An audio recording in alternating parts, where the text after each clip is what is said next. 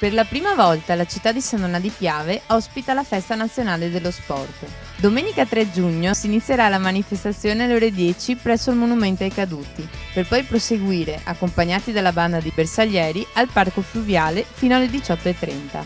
A partecipare all'evento saranno presenti reparti sportivi di tutte le armi, con l'obiettivo di promuovere le varie discipline.